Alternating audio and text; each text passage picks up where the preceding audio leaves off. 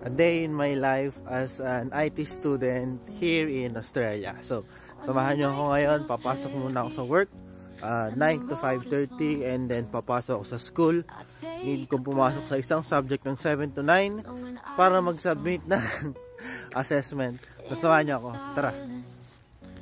Secret technique. Kailangan yung damit ko ay parang estudyante.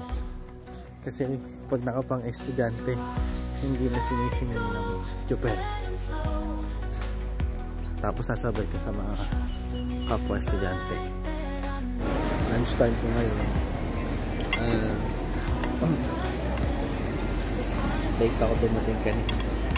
9:05 ako nakapag-in. Pero hindi naman sila masyadong strict sa mga late. So okay lang yung mali. Naglalunch na ako ngayon. Mamaya update ko kayo kapag tapos na ako sa school. Time is 11:30. Kain muna sa Macas. 1:29 ako. So snack wrap lang. Minsan lang naman bago mag-out sa work.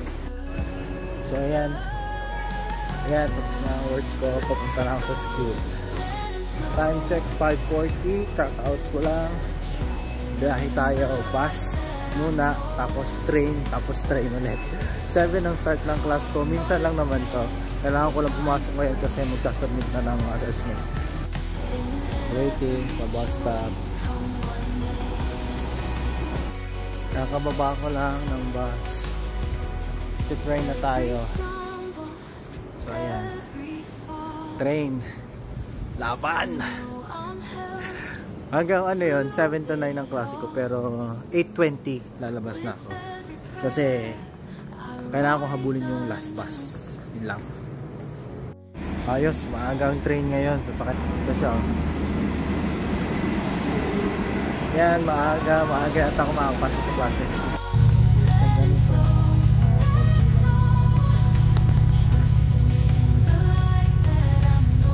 Siguro mga kapatid lang. Train service terminates here at Newcastle Interchange. You may change here for buses and light rail. So ito itsura niyan. Mamaya papakita ko sa inyo magkatapa ko. So ganito yan. Dress lang. Ito naman next. Sasakay naman ako dyan sa train. Bilis! Bilis! Bilis! Yeah. Ito na ako sa uni. Walang driver. Walang driver. Ito na ako sa uni. Teka, pakita ko sa inyo. Kaya dito na ako sa uni. Hey! Grabe yun, no? Grabe yun kasi ano na matatapos na ang klase. Matatapos na yung klase namin. Magbabakasyon na. 2 beses pa lang ako pumasok dito. Siguro naka 11 ng ano, 11 classes na. Pero ang naipasok ko lang 2. Ay, pangalawa ngayon. Bali yung una nag-groupings, kailangan pumasok para makasama ako sa groups. Ganyan, pangalawa. Ngayon, magsasubmit ng assignment. Yan na, ang lupit. Update ko kayo mamaya. Kaliligaw na ako, guys. Nalimutan ko na ako nasaan yung classroom ko. Hanapin ko muna. So, baka nagtataka kayo kung bakit pwede akong umabsent sa klase dito. So kung gusto niyo malaman yung rason, comment nyo lang para gumawa ako ng separate video about sa mga classes dito kung paano ba.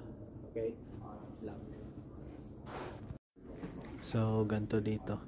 Nagdadatingan na sila. Pwede nga palang aso dito sa klase. Ayun o. Diba?